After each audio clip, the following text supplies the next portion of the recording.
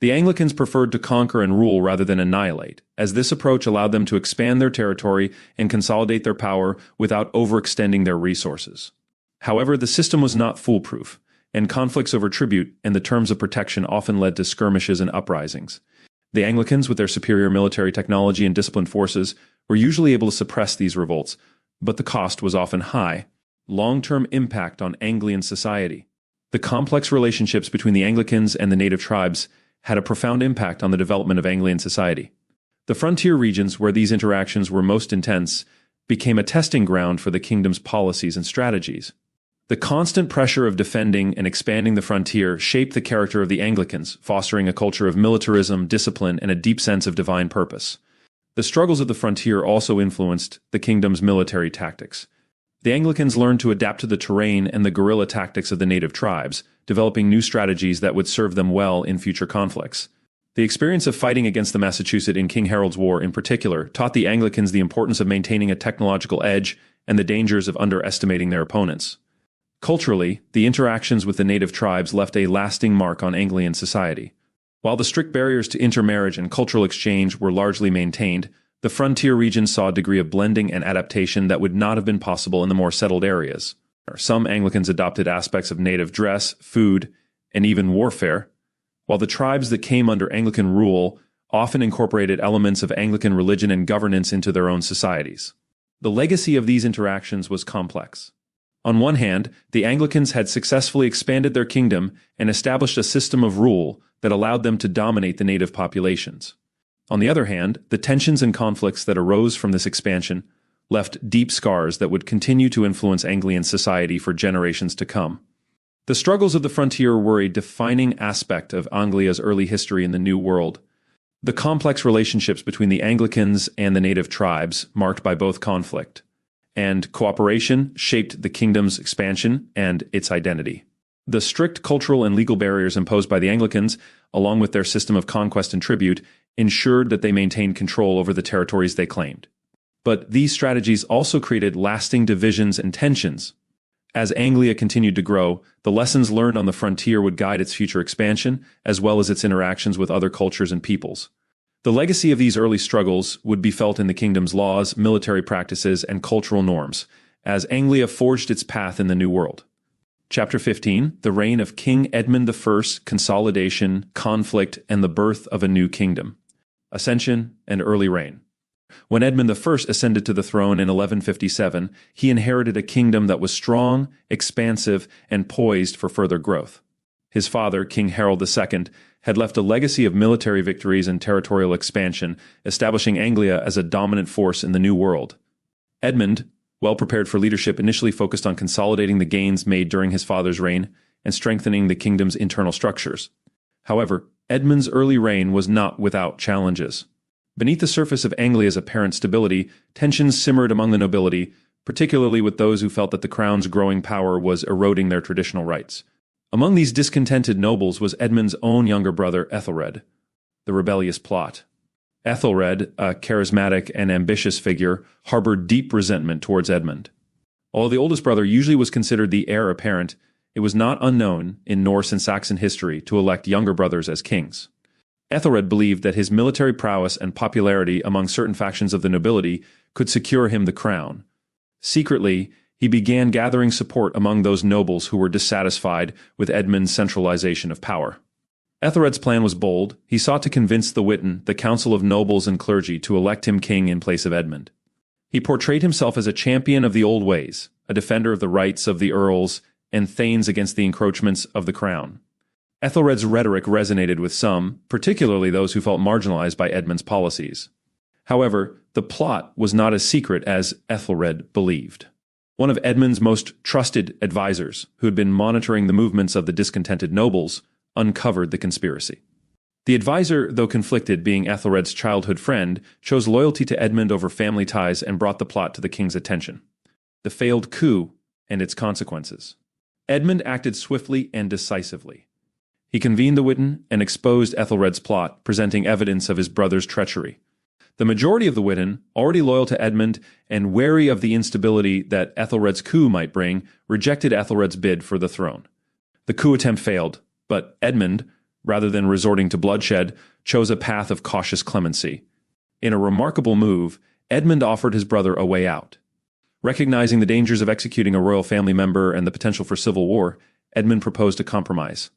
Ethelred and his supporters would be allowed to relocate to the upper Chesapeake Bay area where they could establish their own independent kingdom. This new kingdom would be militarily and economically dependent on Anglia, ensuring that it posed no real threat to Edmund's rule. Ethelred, realizing that he had little choice, accepted the offer.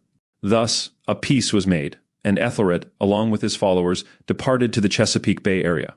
There, they established a small but strategically important kingdom, loyal to Anglia but distinct in governance.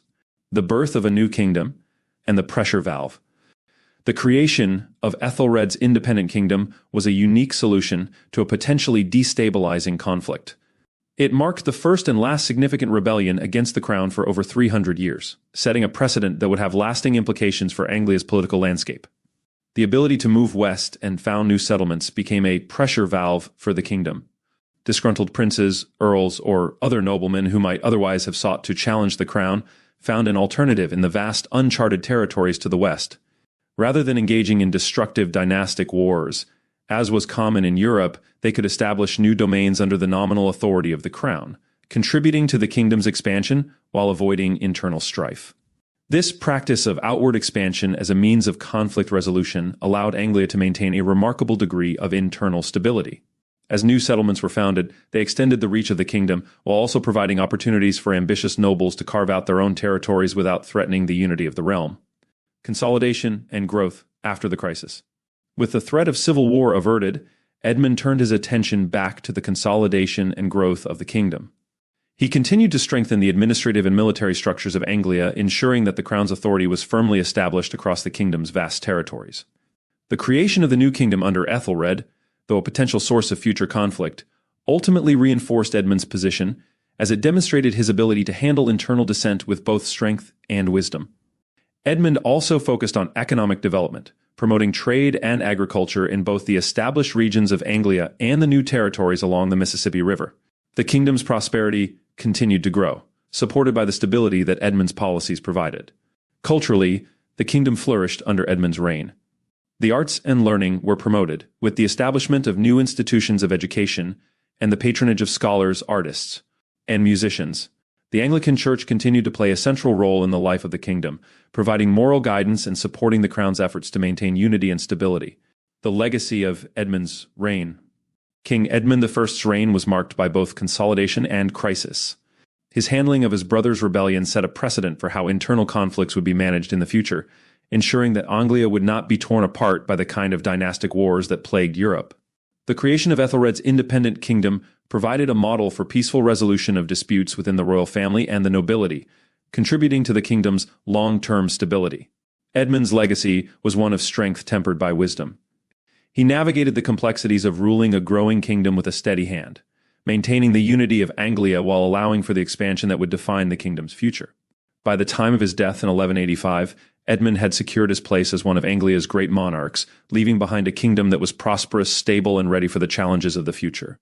The reign of King Edmund I is remembered as a pivotal period in Anglia's history. His handling of internal conflict through the creation of Ethelred's independent kingdom set the stage for centuries of stability, even as the kingdom continued to expand westward. The pressure valve of new settlements allowed Anglia to avoid the internal strife that plagued other kingdoms, ensuring that the kingdom could grow and thrive without being torn apart by civil war. As Anglia continued to evolve, the lessons of Edmund's reign would guide future monarchs, ensuring that the kingdom remained united and strong in the face of both internal and external challenges. Chapter 15. The Great Circumnavigation of South Vesperia. 1197 A.D. The dawn broke over the horizon, casting a golden hue on the fleet of sturdy longships as they cut through the choppy waters of the southern seas. Led by the intrepid explorer, Ealdred the Navigator, this expedition was unlike any before it. Ealdred, a seasoned mariner and nobleman of Anglia, had been chosen by King Edmund I to embark on a daring journey. To chart the unknown southern reaches of Vesperia, and, if possible, to find a passage that connected these lands to the mysterious western oceans. For years, rumors had spread among the sailors and merchants of Anglia about the vast lands to the south, lands rich in resources and ripe for exploration. But it was Ealdred who finally mustered the courage and the crew to undertake the perilous voyage. The journey begins. The fleet set sail from the port of New Winchester in the early months of 1197, heading south along the coastlines of Vesperia. As they ventured further into the unknown, the climate grew harsher, and the seas more treacherous. Ealdred's ships, however, were built to withstand such challenges, their reinforced hulls and skilled crews ready for whatever lay ahead. As they approached the southern tip of the continent, the waters became a swirling maelstrom of powerful currents and towering waves. The crew, seasoned though they were, felt the tension in the air, knowing they were about to face the most dangerous stretch of their journey, the circumnavigation of what would later be known as Cape Horn. The battle against the elements was fierce. Many times it seemed the ships would be swallowed by the sea, but Ealdred's leadership and the unwavering determination of his crew saw them through. After weeks of grueling navigation, they rounded the southernmost point of South Vesperia, emerging into the calmer waters of the Western Ocean. The crew cheered, their spirits lifted by the realization that they had achieved something no one before them had accomplished. Sailing north to the edge of the world. But Ealdred's mission was far from over.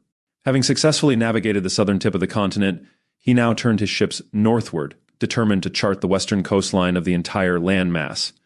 For months, the fleet sailed up the uncharted coasts, discovering vast fertile lands and imposing mountain ranges that seemed to rise from the very depths of the ocean. As they sailed further north, the climate grew colder, the seas more perilous.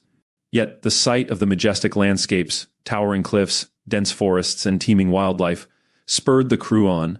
They knew they were witnessing the outlines of a continent that was far larger than anyone in Anglia had ever imagined. Finally, after months of relentless exploration, Ealdred's fleet reached the icy waters of what would later be known as Alaska. The northernmost reaches of Vesperia loomed before them, stark and unforgiving.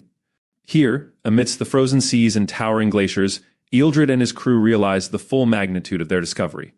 They had charted the western outlines of both Vesperia and South Vesperia, confirming the colossal size and scope of these twin continents. The return and revelation? After their arduous journey, Ealdred's fleet turned east, navigating the northern waters until they found a passage back to the more familiar shores of Vesperia.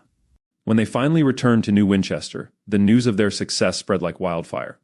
Ealdred was hailed as a hero, his name forever etched in the annals of Anglian history. The maps that Ealdred brought back would reshape the Anglicans' understanding of the world. For the first time, the true outlines of Vesperia and South Vesperia were known, revealing the sheer vastness of these lands. The implications were staggering. These continents, rich in resources and opportunities, would fuel Anglia's ambitions for centuries to come. The legacy. The circumnavigation of South Vesperia and the exploration up to Alaska marked a turning point in Anglian history.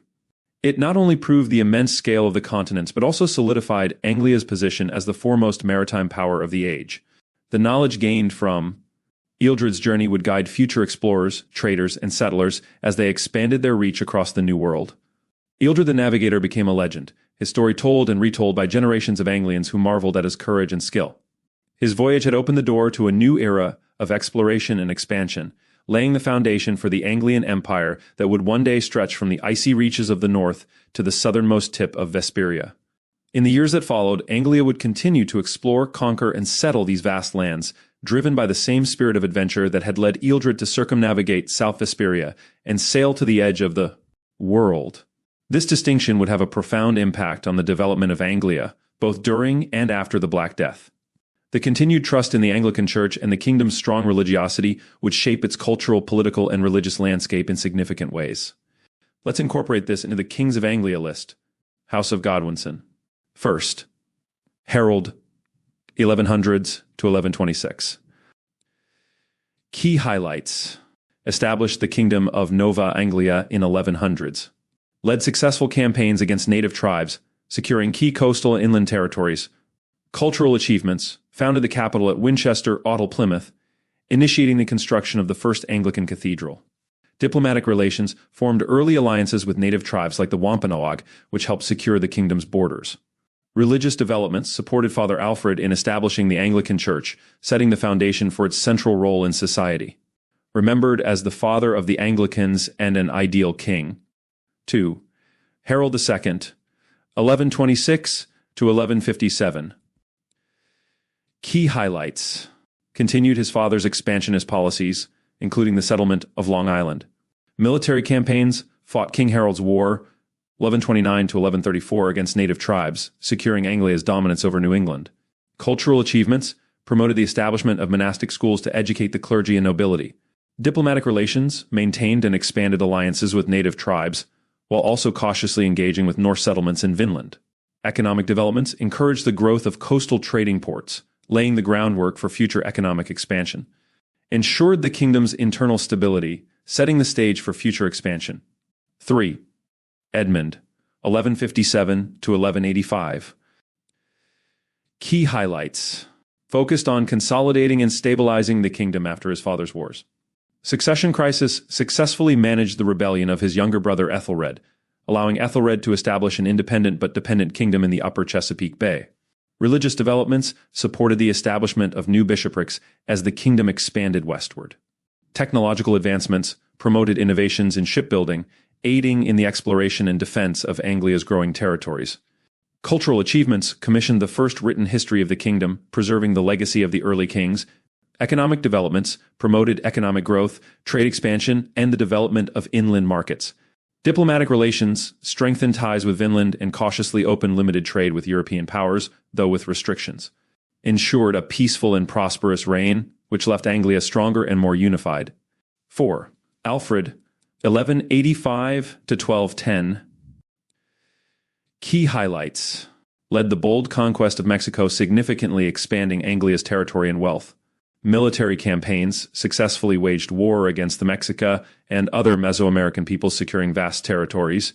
Diplomatic relations established strategic alliances with native groups like the Tlaxcalans to facilitate the conquest of Mexico. Religious developments supported the spread of Anglicanism in the newly conquered territories, including the construction of new churches. Economic developments established New Winchester near present-day Mexico City as the administrative capital of Anglian Mexico, facilitating trade and resource extraction. Technological advancements introduced new agricultural practices in Mexico, improving productivity in the region. Integrated diverse Mesoamerican cultures into the Anglian colonial system. Left a legacy as a great conqueror, bringing immense wealth and prestige to Anglia. House of Wessex. 5th. Edward I, 1210 to 1223. Key highlights. Consolidated Anglia's control over newly conquered Mexican territories. Succession challenges faced resistance from local Mesoamerican leaders, which he subdued through a combination of military force and strategic marriages. Cultural achievements promoted the establishment of the first Anglican schools in Mexico to educate the local elite in English and Anglican traditions. Economic developments continued the integration of native populations under Anglian rule, particularly in mining and agriculture. Religious developments supported missionary efforts to convert native populations, leading to the establishment of new dioceses. Died unexpectedly of illness, leaving the kingdom in a precarious position. 6. Harold III, 1223 to 1245. Key highlights. Came to power as a child, his early reign was marked by a regency. Cultural achievements expanded the royal court's patronage of the arts, leading to the development of distinct Anglo-Mexican cultural forms. Diplomatic relations strengthened ties with the Norse in Vinland and cautiously opened relations with the Spanish in the Caribbean. Military campaigns suppressed uprisings in Mexico, maintaining Anglia's dominance in the region. Technological advancements promoted advancements in irrigation and agriculture in Mexico, helping to stabilize the region. Economic developments promoted the development of infrastructure, including roads and ports, in the expanded kingdom. Religious conflict faced the first attempts by the Catholic Church in Rome to bring the Anglican Church under its authority. The distance and the kingdom's strong religious identity made these attempts unsuccessful, reinforced the stability and prosperity established by his predecessors. 7. Edmund II, 1245 to 1262. Key highlights. Died in battle while defending Anglian settlements in Mexico from a coalition of rebellious tribes. Military campaigns spent much of his reign engaged in military campaigns to secure Anglian territories in the Americas. Succession crisis. His sudden death led to a brief period of instability as rival factions vied for influence over the young heir. Economic developments focused on expanding trade routes, particularly with the Caribbean, and initiated the first exploratory expeditions towards South Vesperia. Cultural achievements commissioned the creation of the Book of Kings, a chronicle of the royal family and its deeds. Religious conflict continued to resist pressure from the Catholic Church, which tried to assert its authority over the Anglican Church. Religious developments continued to support missionary efforts, particularly in the southern regions of Vesperia. 8. Ethelred, y. 1262 to 1290. Key highlights. Cultural Renaissance promoted cultural and religious reforms, leading to a golden age of art, literature, and architecture in Anglia. Military campaigns continued the defense of the kingdom's borders, particularly in Mexico and the Western Territories. Technological advancements supported the development of new fortifications and military technologies, securing the kingdom's frontiers. Economic developments encouraged trade and exploration, leading to increased wealth and the first settlements in the southern regions of Vesperia. Religious developments strengthened the Anglican Church's influence across the kingdom, supporting the construction of new cathedrals and monasteries. Religious conflict faced renewed attempts by the Catholic Church to assert control, including an attempted crusade that proved impractical due to the long distance. Maintained peace and stability, allowing the kingdom to flourish. 9. Edric I, 1290 to 1298. Key highlights. Faced significant challenges, including internal dissent and assassination. Succession crisis. His reign was marred by internal strife, with various factions vying for power. Military campaigns launched several campaigns to suppress rebellions and secure the kingdom's borders, particularly in Mexico. Economic developments initiated policies to stimulate trade and recovery following a period of unrest. Cultural achievements continued the cultural renaissance begun by his predecessor, though his reign was cut short by assassination. Religious conflict continued to resist the Catholic Church's attempts to assert control over the Anglican Church. Assassinated by a rival faction within the nobility, leading to a brief period of instability. 10. Alfred II, 1298 to 1330. Key highlights. Grandson of Edric I, known for modernizing Anglia's military and administration. Colonial expansion led the significant expansion of Anglia into Ohio, Indiana, Illinois, Kentucky, Tennessee, and other eastern regions of Vesperia. Cultural integration promoted the integration of diverse cultures within the expanding kingdom, fostering a sense of unity. Economic developments expanded Anglia's influence in the Caribbean and secured important trade routes, facilitating wealth accumulation. Technological advancements supported innovations in navigation and shipbuilding, aiding further exploration. Religious conflict continued the kingdom's resistance against the Catholic Church's attempts to bring the Anglican Church under its authority, reinforced Anglia's defenses, and promoted economic development. 11. Harold IV, 1330 to 1344. Key highlights. Died of a mysterious illness, possibly poisoning, amid growing unrest among the nobility. Colonial expansion continued the expansion initiated by his predecessor into the Appalachian regions, although the highlands and deep southern areas remained uncolonized. Diplomatic relations navigated complex relations with native tribes and European powers, particularly the Spanish and Norse. Economic developments focused on consolidating Anglia's holdings and strengthening internal trade networks. Religious conflict dealt with ongoing tensions with the Catholic Church, which continued its efforts to bring Anglia under papal authority. Religious developments supported the Anglican Church's missionary activities, particularly in newly settled regions. Succession crisis. His sudden death led to a period of uncertainty, with competing factions within the nobility. 12. Edmund III, 1344 to 1355. Key highlights. Reigned during the outbreak of the Black Death, which devastated Anglia. Population declined, died in 1355, likely as a result of the plague. His reign saw the death of approximately 20% of the white population and 40% of the native population. Trade suspension. The Black Death led to a suspension of trade for many years. It would be more than a decade before trading resumed, and it remained limited due to fear of European plagues. Medical approach. The Anglican clergy treated the plague as a medical issue rather than a spiritual one, urging isolation. This approach led to a lower fatality rate compared to Europe and preserved public trust in the Church. Religious legacy. Unlike in Europe, where the Church's authority weakened, Anglia maintained a strong religiosity, avoiding the Renaissance and Enlightenment. The population's trust in the Church remained intact. Economic reforms implemented policies to address labor shortages and land redistribution, leading to expanded rights and privileges for surviving populations. Cultural developments, despite the devastation, supported efforts to preserve knowledge and religious practices, including the copying of religious texts. Religious conflict. The Catholic Church's attempts to exert influence were largely halted during the plague, as the kingdom focused on survival.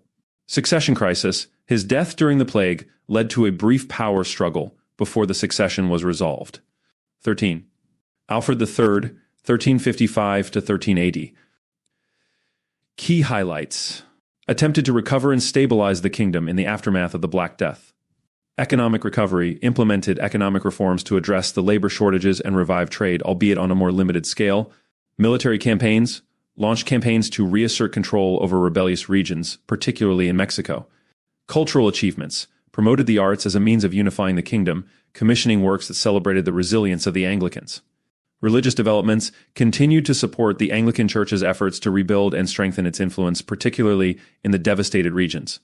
Diplomatic relations cautiously reopened limited trade relations with European powers while maintaining strict quarantine measures.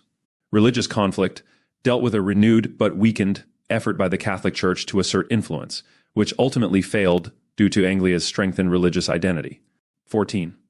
Harold V, 1380 to 1392. Key highlights: killed in battle during a campaign against a rebellious coalition of native tribes in Mexico. Military campaigns spent much of his reign attempting to suppress uprisings and secure the kingdom's borders. Economic developments focused on stabilizing the economy and restoring the infrastructure damaged during the Black Death and subsequent rebellions. Cultural achievements continue to support the arts, with a particular focus on works that celebrated the unity and strength of the kingdom. Religious conflict managed ongoing tensions with the Catholic Church, though the threat was diminished by Anglia's growing independence. Succession crisis: his death in battle led to renewed concerns about the stability of Anglia's rule in Mexico, triggering another brief period of instability. 15. Edmund IV, 1392 to 1400s. Key highlights: reigned during a period of ongoing challenges, including a resurgence of plague that swept through the kingdom. Population decline: the plague further weakened the kingdom, leading to significant population loss and economic difficulties. Economic reforms attempted to revive the economy through land redistribution and incentives for new settlements, particularly in the less affected areas of Vesperia. Religious developments supported the Anglican Church's efforts to provide spiritual guidance during the crisis, including the commissioning of new religious texts and catechisms. Religious conflict: the Catholic Church's influence continued to wane as Anglia solidified its religious and political independence.